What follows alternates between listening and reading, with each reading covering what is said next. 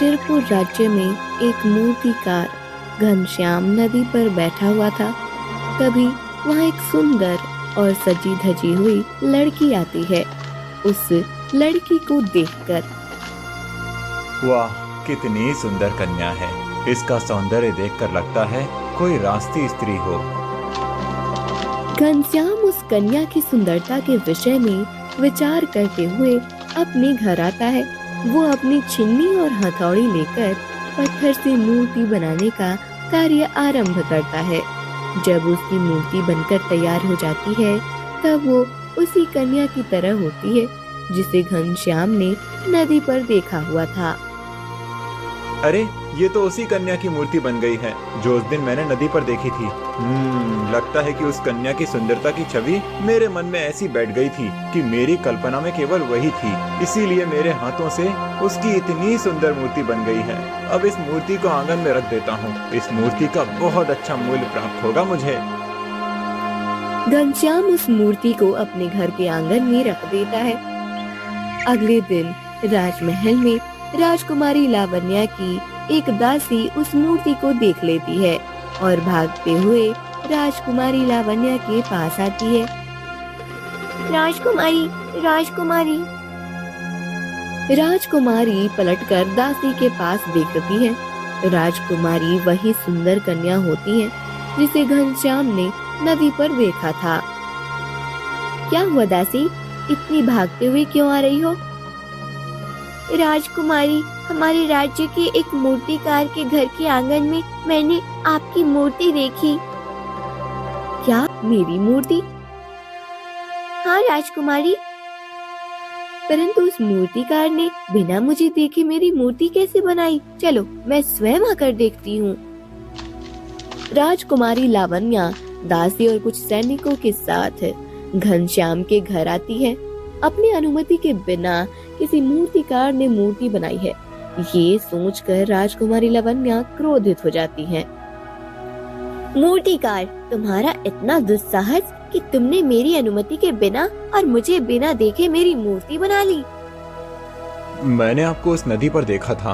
आपके सौंदर्य की छवि मेरे मन में ऐसी बस गई थी कि मेरे हाथों अपने आप ये मूर्ति बन गई। मूर्तिकार, तुम जानते हो कि ये कौन है? नहीं, मैंने नहीं जानता। मैंने तो ऐसे ही ये मूर्ति बना ली है। ये शिरपुर राज्य का राजकुमारी लावण्या है। तुमने राजकुमारी की अनुमति के बिना उनकी मूर्ति बनाकर उचित नहीं किया है। जब मैंने मूर्ति बनाई तब मुझे पता ही नहीं था कि ये इस राज्य की राजकुमारी हैं। तो फिर अपराध कैसा? देखो मूर्तिकार, वैसे तो मैं सबके साथ स्नेह से व्यवहार करती हूँ, परंतु तुमने ये अनुचित किया है, इसलिए मैं तुमसे बहुत क्रोधित हूँ। एक तो तुमने मेरी मूर्ति बनाई और उसे ऐसे अपने आंगन में रखा जिससे ये सबके दृष्टि में आ रही है। मेरी इस मूर्ति को देखकर पता नहीं प्रजा क्या विचार करेगी, इसलिए मैं नहीं चाहती कि ये मूर्ति कोई देखे। तुम इसे नष्ट कर दो। राजकुमारी, मैंने बहुत श्रम से ये मूर्ति बनाई है। जब मेरे हाथों से ये मूर्ति बन रही थी तब मुझे आपके विषय में कुछ पता नहीं था, इसीलिए मेरा कोई अपराध नहीं है। मैंने इस मूर्ति को यहाँ इसलिए रखा है क्योंकि इस मूर्ति का मुझे अधिक मूल्य मिल सकता है। इसे नष्ट करने का तो प्रश्न ही नहीं है। घनश्याम की ये बात सुनकर राजकुमारी लावण्या और भी ज्यादा क्रोधित होती है और उस मूर्ति को जोर से धक्का देकर नीचे गिरा देती है। मूर्ति जमीन पर गिर जाती है और उसके 2 टुकड़े हो जाते हैं। राजकुमारी, ये क्या? आपने मेरे श्रम को ये मिट्टी में मिला दिया। तुम्हारी श्रम का मूल्य मैं तुम्हें दे दूंगी, परंतु मेरी अनुमति के बिना कोई मेरी मूर्ति बनाए ये मुझे मान्य नहीं है। कोई भी मेरी मूर्ति का दुरुपयोग कर सकता है। ऐसा कहकर लावण्या सोने की मोहरों की एक पोटली घनश्याम के पास फेंक कर चली जाती है। पूरा गांव वहां खड़े रहकर ये सब दिख रहा था। राजकुमारी, आपने पूरे गांव के सामने मेरा अपमान करके उचित नहीं किया है। राजकुमारी लावण्या का विवाह गोपालगंज नाम के राजकुमार आकाशदीप के साथ निश्चित हुआ था। अब उनके विवाह को कुछ ही दिन शेष थे, इसलिए महारानी भानुमति कहती हैं, लावण्या, हमारे कुल में विवाह से पूर्व कुल देवता के मंदिर में जाकर दर्शन लेने की प्रथा है, इसलिए तुम जाकर कुल देवता के दर्शन कराओ। मुझे विवाह की सज्जता करने के लिए महल में रहना अनिवार्य है। तुम अपनी दासियों और कुछ सैनिकों के साथ चली जाना। अवश्य माता, मैं जाती हूँ।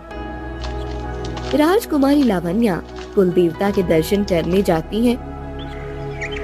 2 दिनों के बाद राजकुमारी लावण्या राजमहल में लौट कर आती है। अब उनके विवाह में केवल 5 दिन ही शेष थे। एक दिन,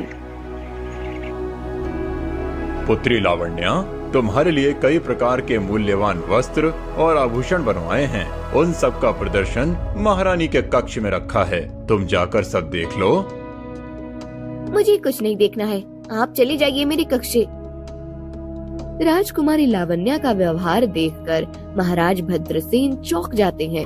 वो महारानी के कक्ष में आते हैं और क्या हुआ महाराज, लावण्या कहाँ है? आप तो उसे बुलाने गए थे।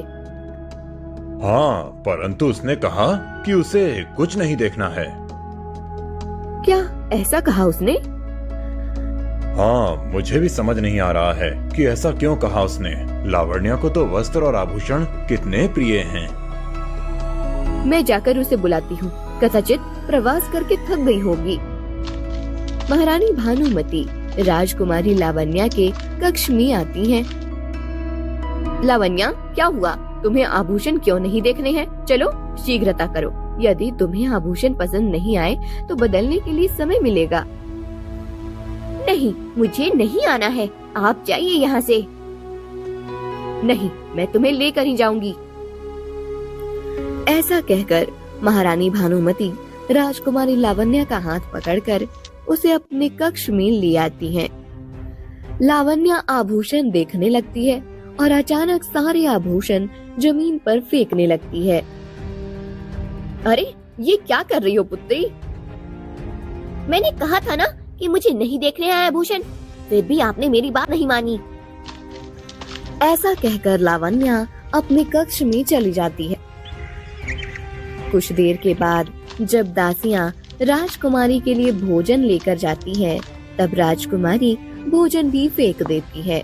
दासियां आकर महाराज और महारानी के पास आकर उन्हें सब बता देती हैं। महारानी, समझ नहीं आ रहा है कि लावण्या ऐसा व्यवहार कैसे कर रही है। जब से वे कुल देवता के दर्शन करके लौटी है, तब से उसके व्यवहार में कितना परिवर्तन आया है। हाँ महाराज, मैं भी देख रही हूँ कि लावण्या बहुत बदल गई है, परंतु मेरे विचार से अब 4 दिनों में उसका विवाह हो जाएगा। उसका पूरा जीवन ही परिवर्तन हो जाएगा, इसलिए कदाचित वो ऐसा व्यवहार कर रही है। हाँ, हो सकता है। महारानी, आप लावण्या का ध्यान रखना। राजकुमारी लावण्या के विवाह का दिन आता है। उनके होने वाले वर राजकुमार आकाशदीप अपने पूरे राज परिवार के साथ विवाह के लिए शिरपुर पहुंच जाते हैं। राजकुमारी लावण्या की दासियां उन्हें नववधू के रूप में ऐसे तैयार कर दी हैं कि उनका सौंदर्य देखकर सभी मोहित हो जाते हैं। महाराज भद्रसेन ने एक बहुत बड़े तपस्वी को विवाह का निमंत्रण दिया था। वो तपस्वी अपने कुछ शिष्यों के साथ विवाह के लिए आने लगते हैं। वो वन के मार्ग से आ रहे होते हैं। तभी कोई मेरी सहायता करो, कृपया कोई मेरी सहायता करो। तपस्वी जी वो आवाज सुनकर रुक जाते हैं। रुक जाओ शिष्यों, कोई सहायता के लिए पुकार रहा है। किसी स्त्री के रोने की आवाज आ रही है। तपस्वी और शिष्य वन में ढूंढने लगते हैं। तपस्वी जी को एक बड़े पेड़ के पीछे एक मूर्ति दिखाई देती है। तपस्वी जी उस मूर्ति के पास जाते हैं। तपस्वी जी को देखकर उस मूर्ति की आंखों से आंसू बहने लगते हैं। तपस्वी जी, मैं सत्य कह रही हूँ, मैं ही राजकुमारी लावण्या हूँ। राजमहल में जो है वो कौन है ये मुझे पता नहीं, परंतु राजकुमारी लावण्या मैं ही हूँ। मुझे तुम्हारी सत्यता सिद्ध करने के लिए तुम्हें राजमहल ले जाना होगा। वहीं जाकर सब सत्य सामने आ सकता है। तपस्वी जी अपने शिष्यों से कहते हैं और उनके शिष्य उस मूर्ति को उठाते हैं। सभी उस मूर्ति को लेकर राजमहल में आते हैं। वहाँ विवाह मंडप में राजकुमार आकाशदीप अपने राज परिवार के साथ बैठे हुए होते हैं और उनके सामने ही राजकुमारी लावण्या महाराज भद्रसेन और महारानी भानुमति के साथ बैठी हुई होती है। दोनों के विवाह की विधि शुरू होने ही वाली थी कि तभी रुक जाइए महाराज भद्रसेन। तपस्वी जी की बात सुनकर सभी उनकी तरफ देखते हैं। क्या हुआ तपस्वी जी? ये मूर्ति देखिए महाराज, इस मूर्ति का कहना है कि ये राजकुमारी लावण्या है। क्या ये मूर्ति लावण्या है? यदि इस मूर्ति का यह कहना है कि ये लावण्या है, तो फिर वो मंडप में बैठी हुई कौन है? पिताश्री, ये मूर्ति असत्य बोल रही है। मैं ही लावण्या हूँ। ये कोई मायावी है, अन्यथा कोई मूर्ति बोल कैसे सकती है? मेरी पुत्री सत्य कह रही है तपस्वी जी, ये मूर्ति झूठी है। नहीं पिताश्री, वो असत्य कह रही है। मैं आपकी पुत्री हूँ। देखिए, मेरे गले में वही मोतियों की माला है जो आपने मेरे लिए एक विशेष कारीगर से बनवाई थी। वो मूर्तियों की माला तो मेरे गले में भी है। ऐसी तो हजारों मालाएं बनती होंगी। इससे ये सिद्ध नहीं होता कि तुम राजकुमारी लावण्या हो। तुम असत्य कह रही हो। वास्तव में राजकुमारी लावण्या मैं ही हूँ और अभी मेरे विवाह का समय है। पिताश्री, इस मूर्ति को हमारे महल से बाहर कीजिए। नहीं, मैं सत्य कह रही हूँ। मैं ही लावण्या हूँ। महाराज, ये सब क्या हो रहा है? यहाँ राजकुमारी लावण्या के होते हुए भी एक मूर्ति ऐसा क्यों कह रही है कि वो राजकुमारी लावण्या है? राजकुमार आकाशदीप, मुझे भी कुछ समझ नहीं आ रहा है कि ये सब क्या हो रहा है। तपस्वी जी, आप मुझे बताइए कि इस मूर्ति का क्या रहस्य है? इसका रहस्य तो मुझे भी नहीं पता महाराज। मैं विवाह के लिए यहाँ आ रहा था, तब वन में मुझे इस मूर्ति के रोने और सहायता के लिए पुकारने की आवाज आई। जब इसने कहा कि ये राजकुमारी लावण्या है, तब मैंने विचार किया कि यदि इसके कथन में थोड़ी सत्यता है तो आपको सचेत करना मेरा कर्तव्य है। इसीलिए मैं इसे यहाँ ले आया हूँ। परंतु तपस्वी जी, अब इस समस्या का समाधान कैसे करें? किस प्रकार पता चलेगा कि ये मूर्ति सत्य कह रही है या नहीं? और यदि इसकी बात सत्य है तो यहाँ बैठी हुई लावण्या कौन है? और मेरी पुत्री एक मूर्ति में परिवर्तित कैसे हो गई? तभी पंडित जी महाराज को कहते हैं कि विवाह का शुभ मुहूर्त बीता जा रहा है। पंडित जी की बात सुनकर तपस्वी जी कुछ विचार करते हैं और अपनी विद्या से एक वरमाला प्रकट करते हैं। राजकुमार आकाशदीप, आप इस वरमाला को राजकुमारी लावण्या के गले में पहनाइए। इससे आपका विवाह संपन्न हो जाएगा और आपको सदा सुख की प्राप्ति होगी। तपस्वी जी की बात सुनकर राजकुमार आकाशदीप राजकुमारी लावण्या के गले में वो वरमाला पहनाने लगते हैं। नहीं राजकुमार, वो लावण्या नहीं है। मैं ही लावण्या हूँ। आप उसके गले में वरमाला मत पहनाइए।